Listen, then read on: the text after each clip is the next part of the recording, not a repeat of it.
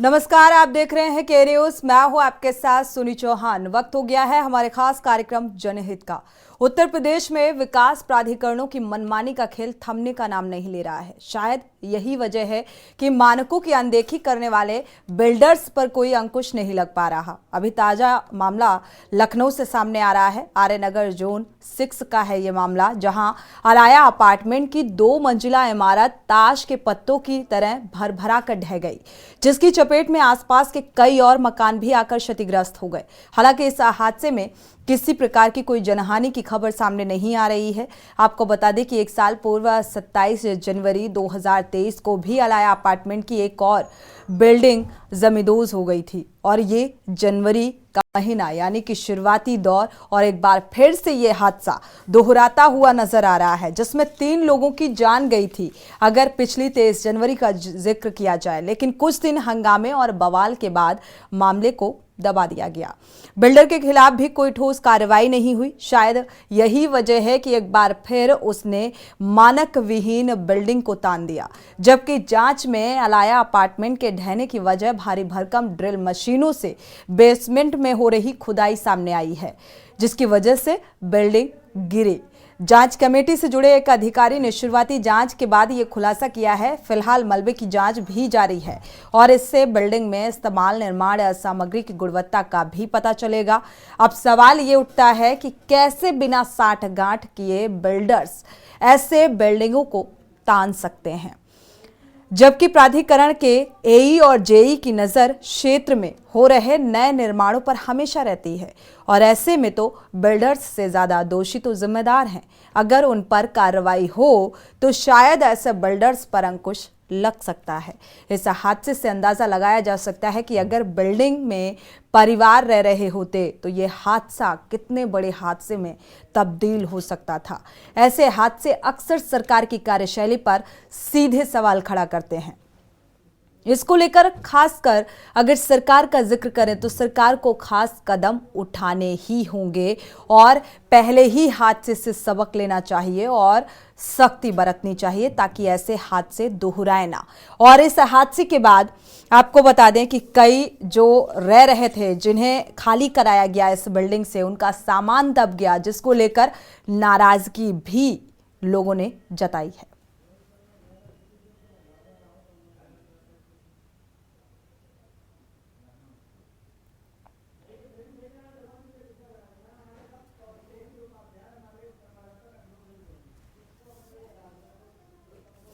तो आप ये तस्वीरें देखिए, ये 3 मंजिला इमारत ताश के पत्तों की तरह भरभरा कर गिर जाती है और इस घटना का जिम्मेदार किसे माना जाए, क्योंकि ये घटना जो है पिछले साल यानी कि जनवरी में ही हुई थी, 23 जनवरी को, और उसमें 3 लोगों की मौत हुई थी। हालांकि आज की इस घटना में किसी भी जनहानि की खबर सामने नहीं आ रही है, लेकिन आप अंदाजा लगाइए एक बड़े हादसे में तब्दील हो सकता था अगर सामान की तरह कोई व्यक्ति इस हादसे का शिकार हो जाता। तो क्या उस पल का जिम्मेदारों को इंतजार है, ये अपने आप में एक अहम सवाल है, और कब इसके खिलाफ सख्ती बरती जाएगी। हमारे संवाददाता इसी खबर में ज्यादा जानकारी के साथ जुड़े हुए हैं लखनऊ से कौशलेंद्र उपाध्याय। कौशलेंद्र, क्या अपडेट इस मामले को लेकर?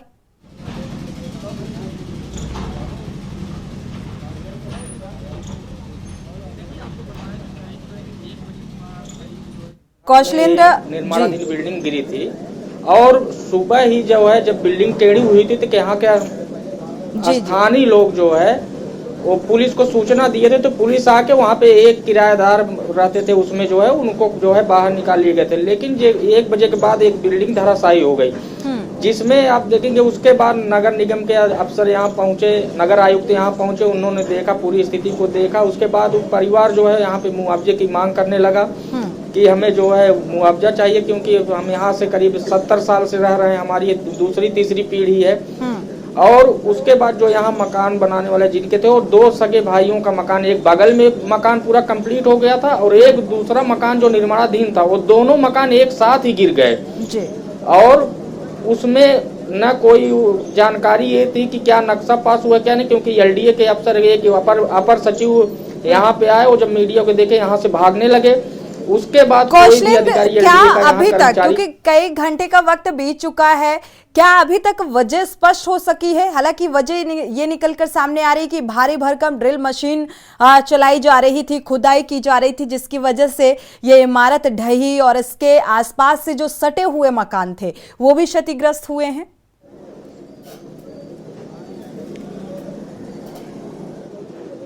जी बिल्कुल, देखिए ये जो इसका बेसमेंट था करीब 15-20 दिन पहले खोदा जा रहा था।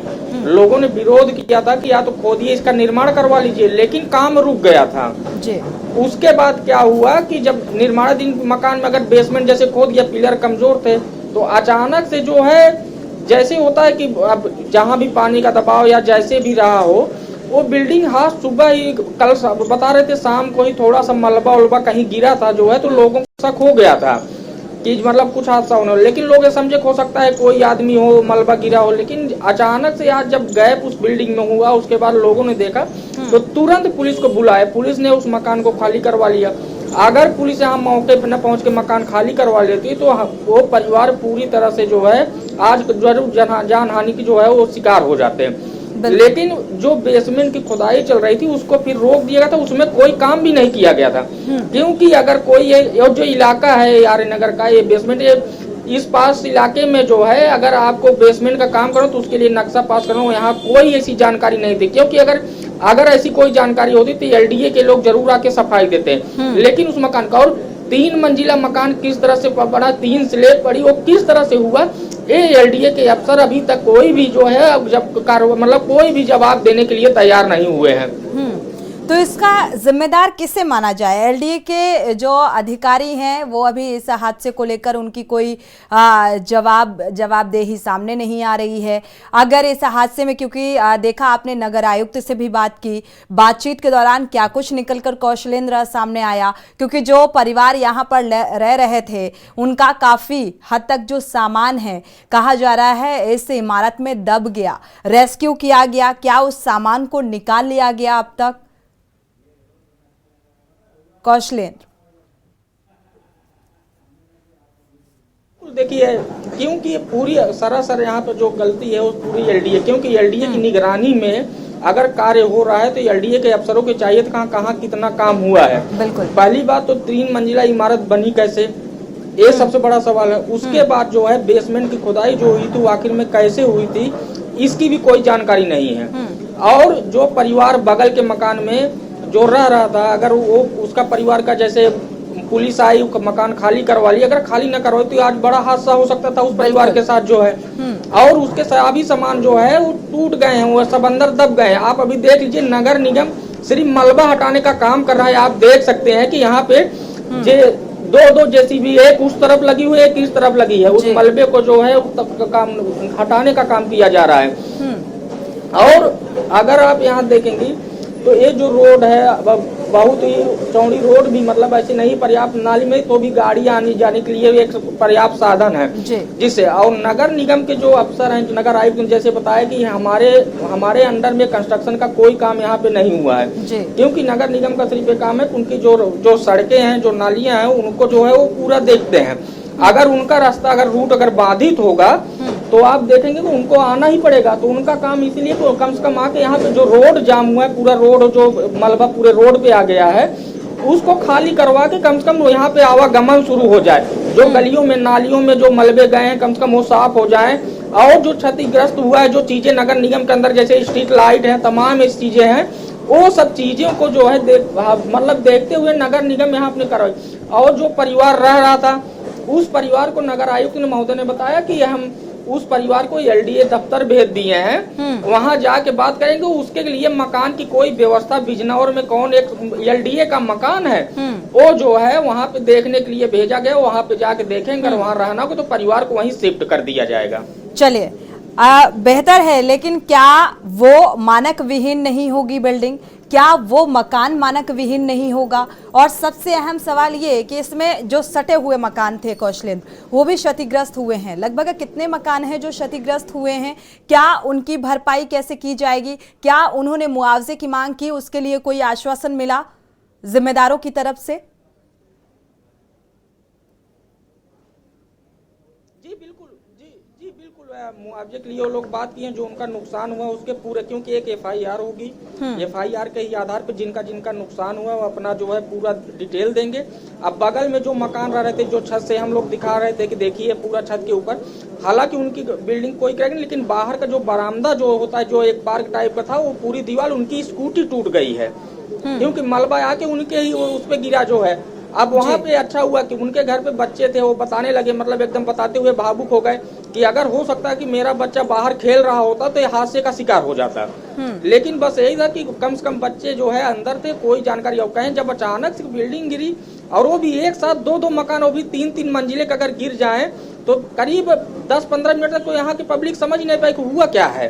इतना धूल का गुबार जो उड़ा, उसके बाद आवाज हुई, बिजली के जो तार थे वो सब खंबे पे जब आके मलबा गिरा, पिलर आके गिरे हैं, पूरे तार चटचटा के जो हैं लोग। अफरा तफरी का एक वीडियो देखिए आया बिल्डिंग गिरते समय, जो वीडियो है आप उसको देखिएगा, तो उस समय क्या स्थितियां यहाँ पे रही होंगी लोगों की। हालांकि उन लोगों ने कहा कि हमारा जो नुकसान हुआ है हमारी सरकार की तरफ से बिल्कुल इस हादसे का अंदेशा था, और इसीलिए तो लोग अपना जो परिवार इस बिल्डिंग में रह रहे थे कौशलेंद्र, उन्हें हटाया गया, और गनीमत ये रही कि कोई जनहानि नहीं हुई है, और सामान ही फिलहाल इस मलबे से निकालने की कवायद तेज है। आप हमारे साथ लगातार बने रहिए, अपडेट साझा करते रहेंगे कि आखिर ये रेस्क्यू कहां तक पहुंचा, क्या सामान पूरी तरीके से निकाल लिया गया है, और जानकारी जुटाएंगे आपसे। हमारे साथ खास मेहमान भी जुड़ चुके हैं, दर्शकों की राय भी साझा करेंगे। दर्शकों की राय भी इस मामले को लेकर बेहद अहम हो जाती है। आपका परिचय करा देते हैं, अवधेश यादव हैं, सपा प्रवक्ता। स्वागत है आपका इस चर्चा में शामिल होने के लिए। एक्स इंजीनियर जुड़े हुए हैं, RP शुक्ला जी, आपका भी बहुत बहुत स्वागत है इस चर्चा में शामिल होने के लिए। राजेश द्विवेदी हैं, BJP नेता, आपका भी बहुत बहुत स्वागत है इस चर्चा में शामिल होने के लिए। लगातार ये हादसे, सबसे पहले तो थोड़ा सा वजह जानने की कोशिश करते हैं। RP शुक्ला का रुख कर लेते हैं, शुरुआत आपसे कर लेते हैं। जब इस तरीके की बिल्डिंग गिरती है तो क्या वजह होती है, किसको जिम्मेदार माना जाए, किस खामी के चलते? क्योंकि जाहिर सी बात है मानक विहीन बिल्डिंग है, मानकों का ध्यान नहीं रखा गया, इसी वजह से ये घटनाक्रम सामने आया। लेकिन ये घटनाक्रम बहुत बड़े घटनाक्रम में तब्दील हो सकता था, और आपको याद होगा कि 23 जनवरी 2023 को भी शुरुआती दौर में ही ये घटनाक्रम ऐसा ही सामने आया था। ये बिल्डिंग गिरी थी, और ये जो बिल्डर है यही बिल्डर थे, और अब इसका जिम्मेदार किसे माना जाए? उसमें 3 लोगों की मौत भी हुई थी, और आज फिर से ये घटनाक्रम दोहराता हुआ नजर आ रहा है। क्या कहेंगे? देखिए, एक तो डिजाइन की फॉल्ट है, गलत डिजाइन हुई है। फाउंडेशन डिजाइन चेक किया जाए, फाउंडेशन इसमें लगता है कि 3 मंजिले की कोई फाउंडेशन है ही नहीं।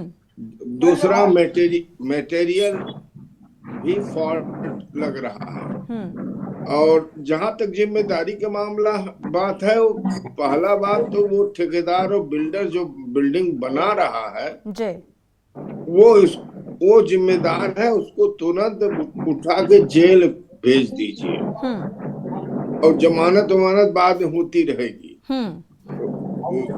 वो उसने नेशनल संपत्ति, चूना गारा ईटा सीमेंट, इनका तो नुकसान किए ठेकेदार और बिल्डर ने।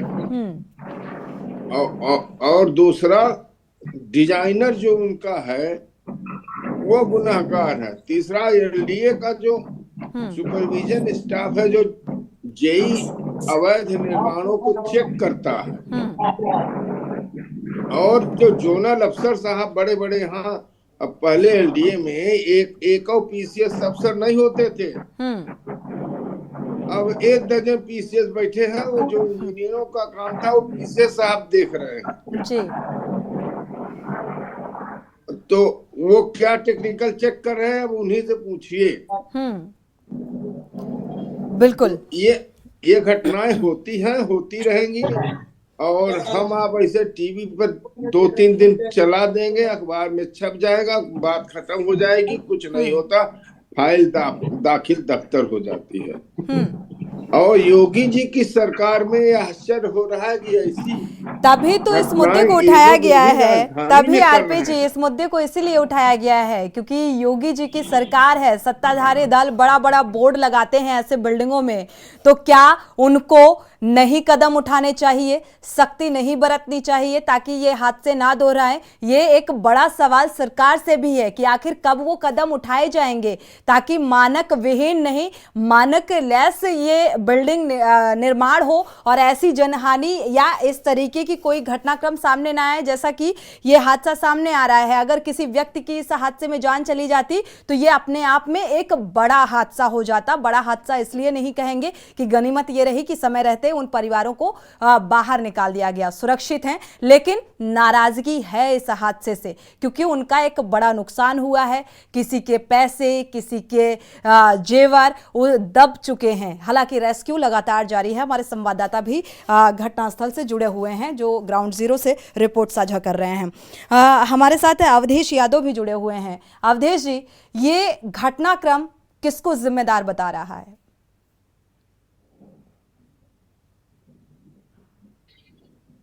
अवधेश जी, देखिए सोनू जी, जिस तरीके से घटनाक्रम दिखाया है आपने, और मकान गिर रही है, साथ में दूसरी मकान को भी लेके गिर रही, मुमकिन है जो एक सार्वजनिक क्षेत्र था वहाँ बहुत बड़ी दुर्घटना हो सकती है। आज जो एलडीए हो या कोई जो विकास प्राधिकरण है जी, इनके अंदर जो कर्मचारी हैं, जो अधिकारी हैं, जब ये लोग भवन का या तो नक्शा पास करते हैं या हमेशा ये लोग सुपरविजन करते रहते हैं। ये लोग कौन सा सुपरविजन कर रहे हैं? ये तो एक वानगी है, हर शहर की एक कहानी है कि नाले खुद रहे हैं, कहीं कुछ खुद रहा है, कभी कुछ बन रहा है, दूसरे दिन उसकी खुदाई शुरू हो जा रही है। इसलिए मैं इतना कहना चाहता हूँ कि जो एनडीए जो अधिकारी हैं नंबर 1 पर जिम्मेदार है, क्योंकि देखिए सरकार, मैं बार बार एक ही चीज कहता हूँ, सरकार का नियंत्रण अपने अधिकारियों से खो गया है। सरकार के नियंत्रण में इनके अधिकारी नहीं है और वो अपनी मनमर्जी करते हैं, जहां उनको कुछ मिला अपने हिसाब से वो नक्शा पास कर देते हैं। बताइए, इतना बड़ा हादसा इतने भीड़ भाड़ के क्षेत्र में हुआ है, लोग कह रहे हैं वहां पर खुदाई हो रही थी, और बताइए बहुत बड़ी दुर्घटना कहा जाएगा टली है, और ये एक वानगी है। बाकी पूरे प्रदेश में यही चल रहा है, यही इनका राम राज्य है। ऐसे ही लूट खसोट जारी है और सभी विभाग लूट खसोट करके ऐसे आंख बंद करके काम कराने में लगे हुए। जी, राजेश जी भी जुड़े हुए हैं, बीजेपी प्रवक्ता हमारे साथ। राजेश जी, आपका रुख करेंगे, क्यों सरकार के नियंत्रण में ये अधिकारी नहीं है? और जब ऐसा घटनाक्रम सामने आता है तो एलडीए के आला अधिकारी जो हैं वो बचते हुए नजर आते हैं, उनके पास शब्द नहीं होते कि इस घटनाक्रम को वो क्या कहेंगे, क्या प्रतिक्रिया देंगे इस घटना को लेकर। डिबेट में जुड़े हुए सभी परिवार को मैं प्रणाम करता हूं और ये दुखद घटना है। मैं इस विषय पे कहना चाहता हूं कि इसमें जो भी दोषी हैं, एलडीए के अधिकारी हैं, ठेकेदार हैं, संबंधित जेई हैं या जो भी बिल्डर हैं, इनके सबके खिलाफ पूज्य योगी जी की सरकार है, सख्त से सख्त कार्रवाई होगी, वो बख्शे नहीं जाएंगे। जांच का विषय है, जांच हो जाने के पश्चात। परंतु मैं बता देना चाहता हूं मैडम, अभी हमारे समाजवादी पार्टी के प्रवक्ता जी बोल रहे थे, अवधेश जी, कि योगी जी के सरकार में जो है ये स्थिति हो रही है। मैं कहना चाहता हूं कि समाजवादी पार्टी की सरकार में तमाम ऐसे सरकारी बिल्डिंगों को और सरकारी मानक अनुरूप जो चीज नहीं होता था, सड़कें बनाई जाती थी जो 1 महीना से 6 महीने नहीं चलने पाती थी सड़क, और बिल्डिंगें भी जो है धराशायी हो जाती थी हमेशा।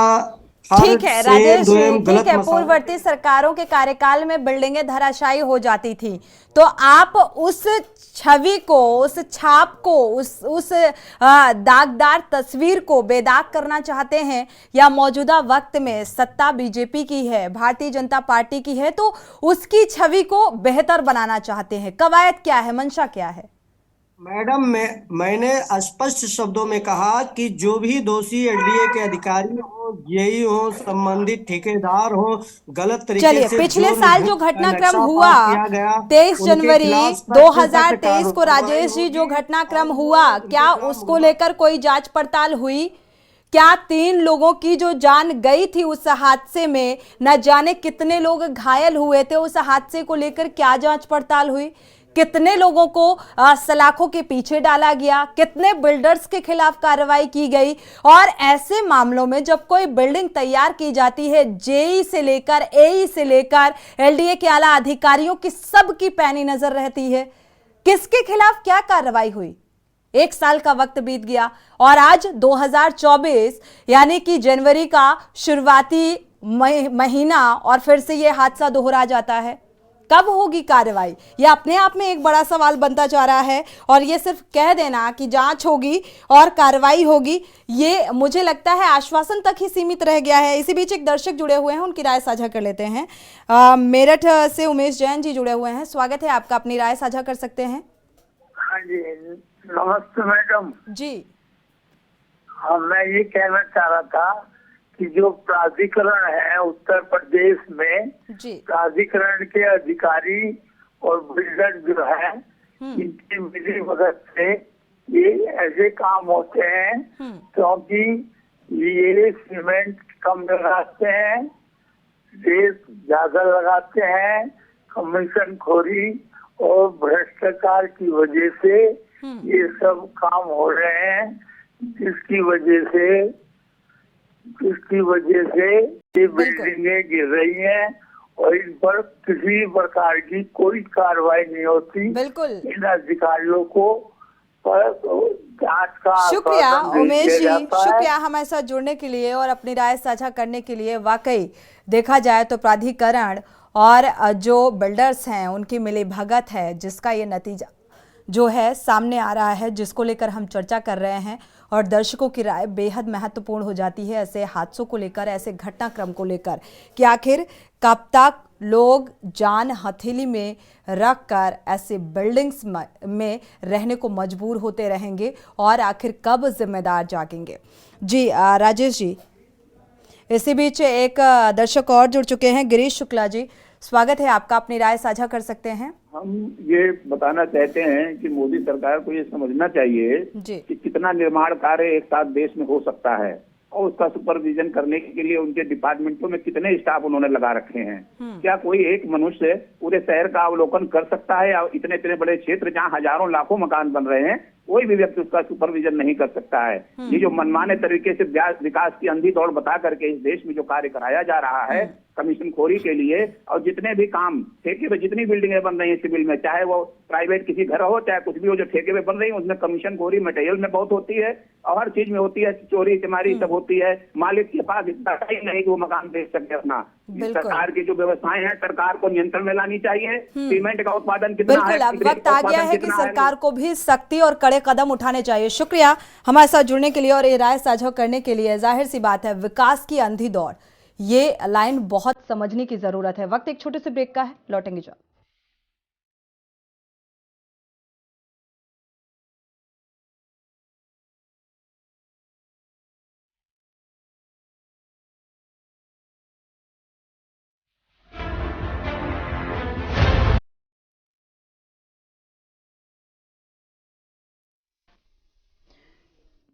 ब्रेक से वापस आ रहे हैं, हमारे संवाददाता भी जुड़े हुए हैं। इसी बीच एक दर्शक सुरेश अवस्थी जुड़े हुए हैं, स्वागत है आपका, अपनी राय साझा कर सकते हैं सुरेश जी। सुरेश जी, अगर आप सुन पा रहे हैं तो अपनी राय साझा कर सकते हैं। चलिए दोबारा से अगर जुड़ते हैं तो जरूर राय साझा करेंगे। हमारे साथ कांग्रेस प्रवक्ता भी जुड़ चुके हैं, मोहित दीक्षित जी, स्वागत है आपका इस चर्चा में शामिल होने के लिए। साथ ही अपडेट साझा कर लेते हैं, कौशलेंद्र उपाध्याय जुड़े हुए हैं घटनास्थल से। कौशलेंद्र, रेस्क्यू अभी तक कहां तक पहुंचा, क्या अपडेट?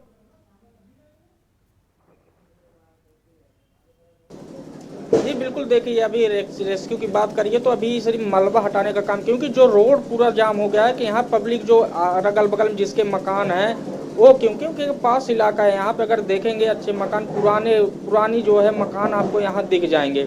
और उसके लिए जो है क्योंकि वो रास्ते में जो मलबा गिरा हुआ है, पूरी बिल्डिंग वो रास्ते में ही आके गिर गई, तो वो कहीं न कहीं उस मलबे को हटाने के लिए कि जिससे लोगों का आवागमन बाधित ना हो, क्योंकि कई रास्ते वहाँ पे 3 गलियां आप देख सकते हैं, एक सीधी जो रोड चली गई है सीधा उस तरफ जो है चली जाती है, उसके बाद जहाँ पे मकान गिरा हुआ है आप वहाँ भी देखेंगे एक बगल से उसके जो है रोड गई है, पब्लिक आने जाने का रास्ता है, उसके बाद उसके सामने भी है। तो ये सब चीजें अभी भी जारी है। अब मलबे, क्योंकि वो बिल्डिंग मटेरियल जैसे जो स्लैब का जो है पूरा वो पोर्शन है वो पूरा इकट्ठा गिरा है, तब उसको पहले तोड़ के उसके बाद फिर मलबे में उसको तब्दील करके फिर उसको जो है उस पे लाद के ट्रकों में जो है उस पे ले जाया जा रहा है। तो अब यहाँ से गाड़ी भी निकलने के लिए जैसे तमाम ऐसे हैं, कुछ घूम के गाड़ी जाएगी, ये मलबे को वहाँ अपने स्थान में पहुँचाएगी, तो वहाँ से आने में और जाने में इतना समय जो है नष्ट हो रहा है जी। तो ये सब चीज़ें आप देख सकती हैं कि यहाँ पे, और जो आसपास के लोग हैं उनकी भीड़ भी यहाँ पे तमाम है, पुलिस प्रशासन के लोग यहाँ पे खड़े हैं और सब लोगों को यहाँ पे मतलब एहतियात के लिए बिल्कुल। कौशलेंद्र, कितना और वक्त लग सकता है रेस्क्यू में? अगर रेस्क्यू की बात की जाए, इस मलबा हटाने का जिक्र किया जाए, और साथ ही जो स्थानीय लोग थे, जिस वक्त ये बिल्डिंग गिरी उस वक्त बहुत नाराजगी निकलकर सामने आ रही थी लोगों की।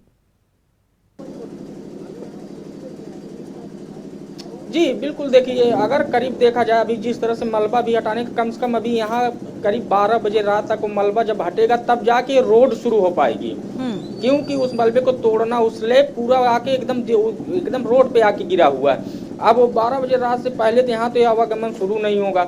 और जो स्थानीय लोग हैं, जैसे कई लोग हैं बाहर कहीं मार्केट में गए, कोई नौकरी करने के लिए गए हैं, कहीं बाहर हैं, तो अगर वो अब लौट रहे, उनका लौटने के समय तो देख रहे हैं तो अचंभित हो जा रहे हैं, या उनको फ़ोन के माध्यम से, जैसे कई लोगों को सूचना, जो आसपास के मकानों में लोग थे, अभी बगल में जो पड़ोसी थे उन्होंने जो कहा कि हम तो गए थे अपने दुकान पे बैठे थे, अचानक से मुझे फोन आया, हम तो ये डर गए कि हमारा पूरा परिवार का क्या हाल हुआ होगा, अगर बिल्डिंग कहीं हमारे मकान पे गिर जाती तो हमारा पूरा परिवार ही जो है न रहता इस दुनिया में। आज हम वो चीज़ देख रहे हैं। लेकिन इस बिल्डिंग को दिखने के 15 दिन पहले जो मना किया गया था कि अगर बेसमेंट खुदवाया गया, क्यों खुदवाया जा रहा है, अगर बिल्डिंग गिरेगी यहाँ पे, जब तक तमाम खामियों की अगर बात करेंगे तो उसमें ऐसा नहीं कि एलडी के अफसर जो यहाँ जोनल अफसर है उनकी जिम्मेदारी अगर बनती है कि अगर उनके इलाके में कहीं निर्माण कार्य हो रहा है, क्या वो नक्शा पास है या अवैध तरीके से हो रहा है या अवैध तरीके से हो रहा है, उसकी जिम्मेदारी होती है, उसकी निगरानी की टीम होती है।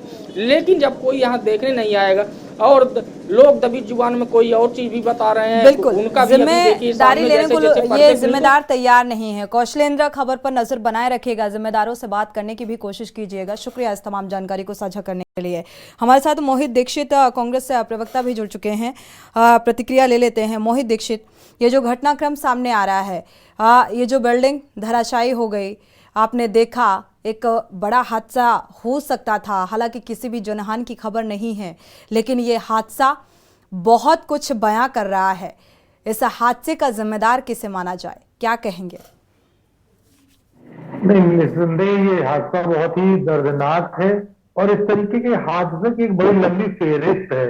अगर उस फेहरिस्त को हम गिनाने बैठेंगे तो कहीं ना कहीं वो जिम्मेदार, चाहे वो प्राधिकरण के लोग हो या नगर निगम के लोग हो। आज नगर निगम में लगातार सत्ता किनकी है, आज प्रदेश में सत्ता किनकी है? प्रदेश में प्राधिकरण शायद वो विभाग है जहां पर सबसे ज्यादा भ्रष्टाचार की जो पराकाष्ठा है वो देखने को मिलती है।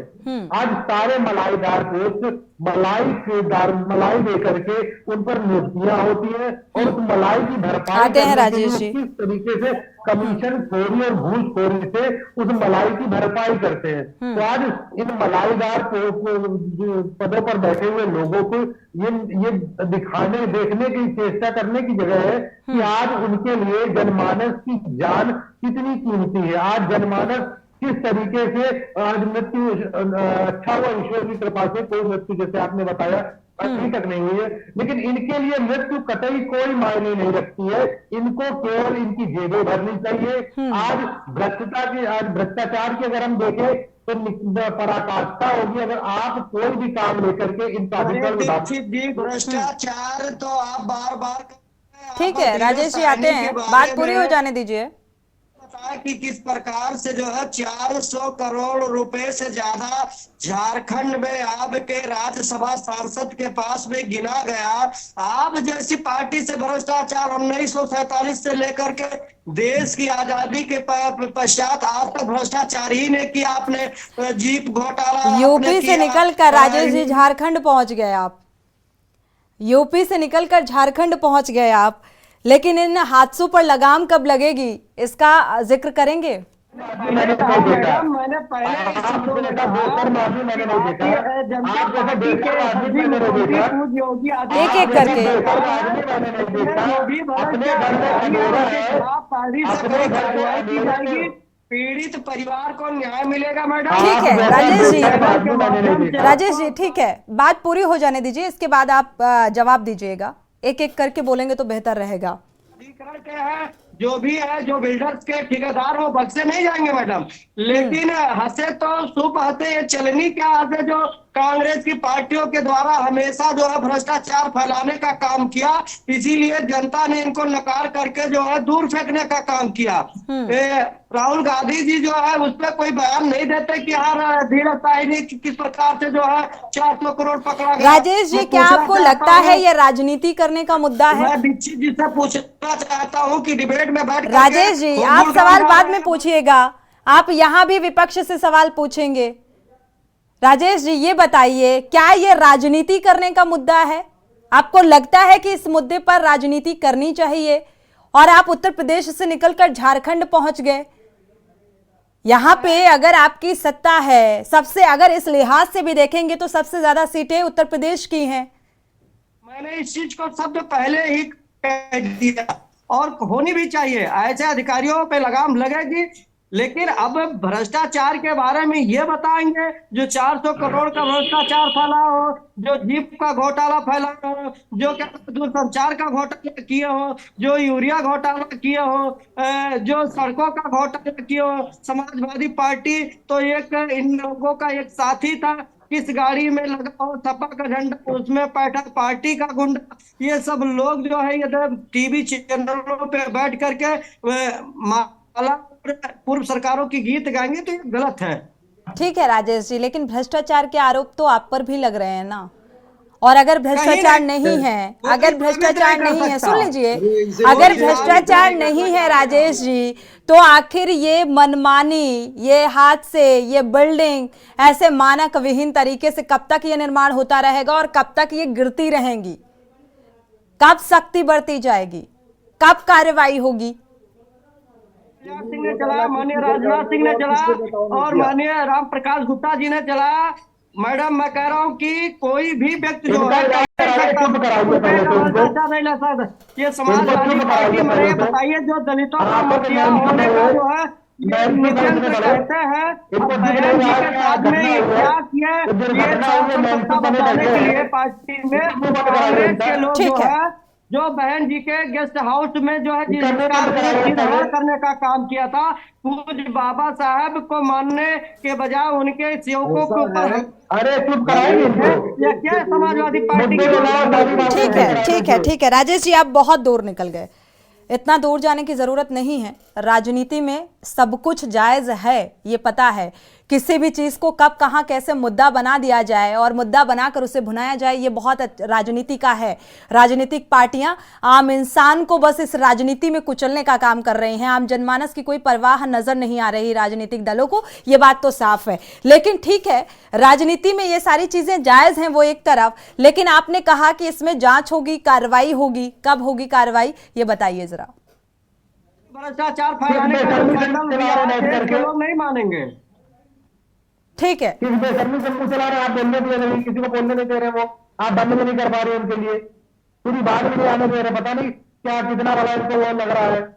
आज इनको ये जानकारी नहीं होगी, कानपुर विकास प्राधिकरण के वीसी का नाम बता देंगे।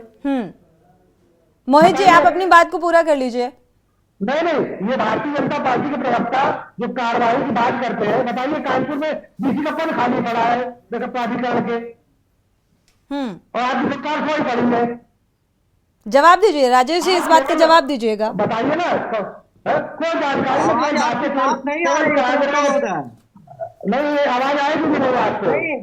गले में कोई खराब चीज हो गई है? नहीं, आपके उसको पहले इलाज करा दीजिए। हमको लग रहा है गले में कोई खराब हो गई हो चलिए, ठीक है, ये टेक्निकल प्रॉब्लम है, इसको ठीक कर लीजिए। इसके बाद राजेश जी आप बहुत ध्यान से सुनिएगा और इसका जवाब दीजिएगा।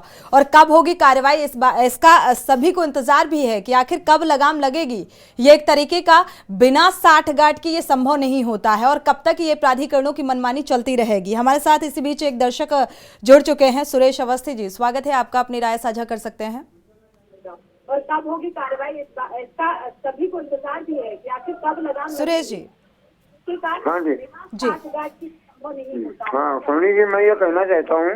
हेलो जी सुन पा रहे हैं आपको। ये जो इमारत जो गिरी है उसमें बहुत निंदनीय घटना है।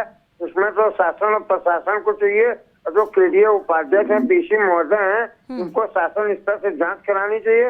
यहाँ भ्रष्टाचार की बू आ रही है, पैसे ले दे के बिल्डिंगें इमारतें खड़ी कर दी जाती हैं। जहाँ 4 मंजिली इमारत होती है वहाँ 5-5, 6-6 मंजिल इमारत तैयार कर दी जाती।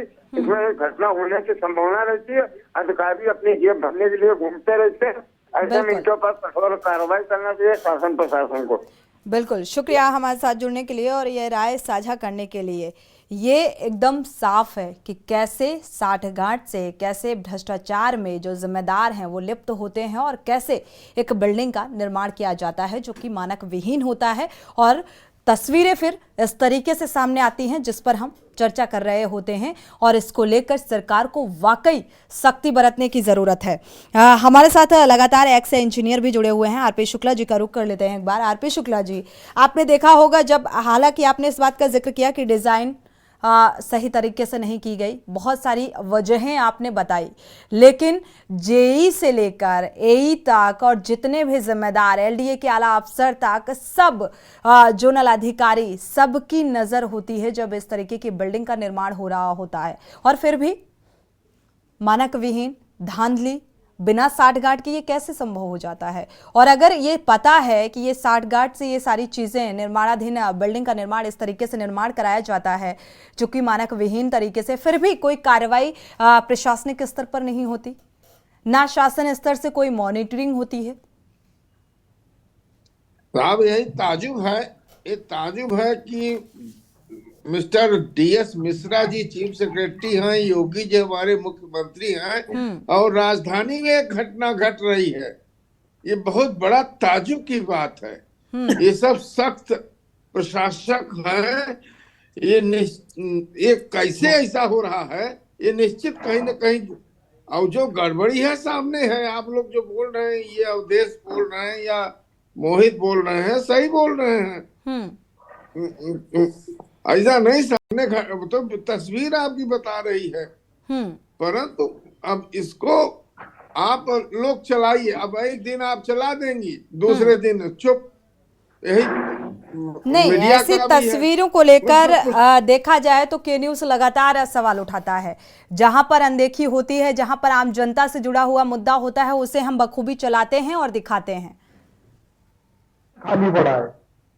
एक कानपुर के डीएम को ही पद दे रखा गया, अतिरिक्त प्रभार दे रखा गया है प्राधिकरण चलाने का। आज कितनी बिल्डिंगें देखिए मानक विहीन बन रही हैं और उनमें केवल मोटे मोटे पैसे लेकर के कितनों के नक्शे पास कर दिए जा रहे हैं, कितने भ्रष्टाचार के काम हो रहे हैं और कोई जवाबदेही नहीं है।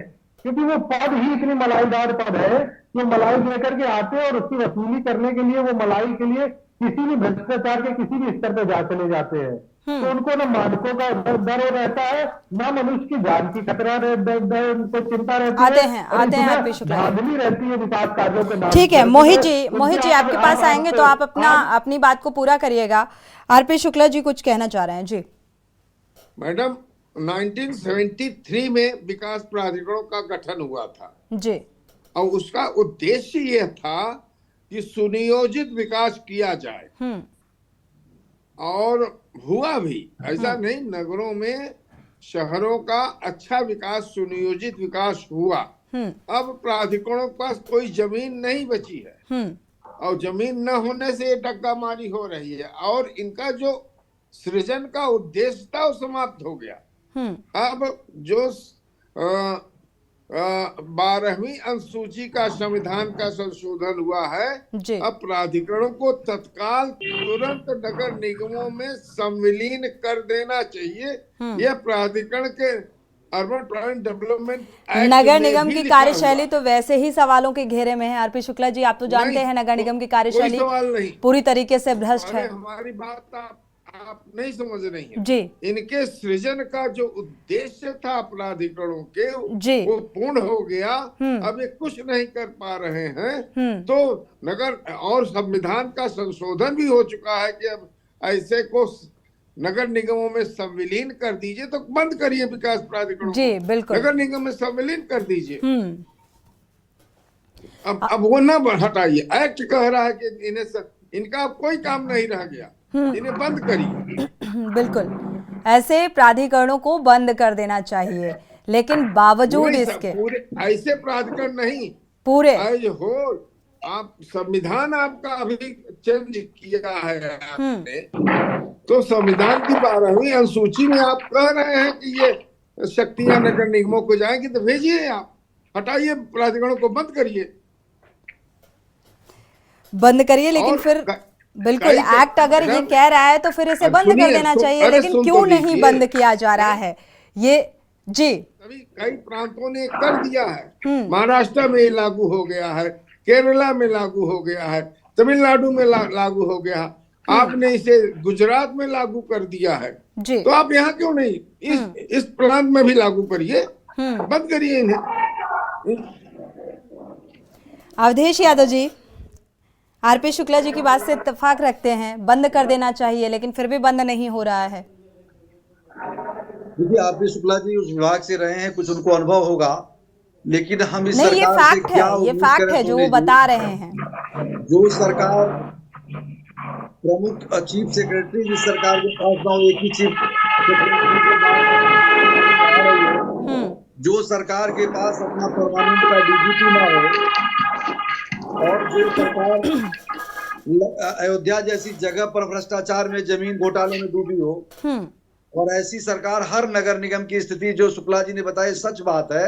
हम लोग प्रैक्टिकल बात बता रहे हैं, क्योंकि बहुत सी बातें नहीं बताई जा सकती टेलीविजन चैनल पर, लेकिन हालात ये हैं कि आप कितना भी गलत काम करवा रहे हो, उस इलाके का जेई या जो भी सुपरवाइजर आएगा उसका जेब गरम कर दीजिए, आप अपना काम कराते रहिए। कोई जिस बिल्डिंग का नक्शा 2 मंजिला 3 मंजिला पास है, वो 5-5 मंजिला बन के तैयार है। आप बताइए, कल वो दुर्घटना को दावत दे रही है नहीं दे रही है? और आज इस सरकार में एक ही काम को, एक सड़क बन रही है, फिर खुद रही है, फिर बन रही है, नाला बन रहा है, मतलब कोई मानक नहीं बचा है। सब कुछ भ्रष्टाचार के भेंट चढ़ा। वो सोच रहे हैं कि चूंकि ब्यूरोक्रेसी पर इस सरकार पूरा का पूरा नियंत्रण खो चुकी है। ये मैं बार बार कहता हूँ, मैं मेरे प्रैक्टिकल अनुभव से मैं कह रहा हूँ। हम लोग समाज में रहते हैं और देख रहे हैं किस तरीके से ब्यूरोक्रेसी अपने मनमानी पर उतारू है, और जो चाह रही है कर रही है सरकार का। क्योंकि कोई जनप्रतिनिधि का कुछ चल ही नहीं रहा, कोई सुनने वाला नहीं किसी का है। तो जब जनप्रतिनिधि की बात कोई सुनने को तैयार नहीं होगा, तो वो बेलगाम रहेगा मामला। वही हाल चल रहा है। बस इनका यही राम राज्य है, जनता को झूठ बोलो, बार बार झूठ बोलो, इतना झूठ बोलो कि सब बातें सच नजर आए। यही इनकी कहानी है। उनके प्रवक्ता बैठे हो, किसी बातें सुनने को तैयार नहीं है। जब इनसे कोई बात करो, तत्काल की बात करो, तो 100 साल पहले नेहरू जी जमाने तक लोग चले जाएंगे। भाई, आज जो घटना हुई उसकी बात करो ना। अभी आप तो 7 साल से सरकार में हो, आपने क्या तब्दीली किया? केंद्र में 10 साल से सरकार में हो, आपने क्या तब्दीली किया उसकी बात बताओ। लेकिन उनके पास का कोई जवाब नहीं है। बिल्कुल। अवधेश जी, ब्रेक का वक्त हो रहा है, वापस लौटेंगे और फाइनल कमेंट लेंगे कि आखिर कब मानक के अनुसार काम किया जाएगा और कब सरकार का इस ओर ध्यान आकर्षित होगा। वक्त एक छोटे से ब्रेक का, लौटेंगे चलो।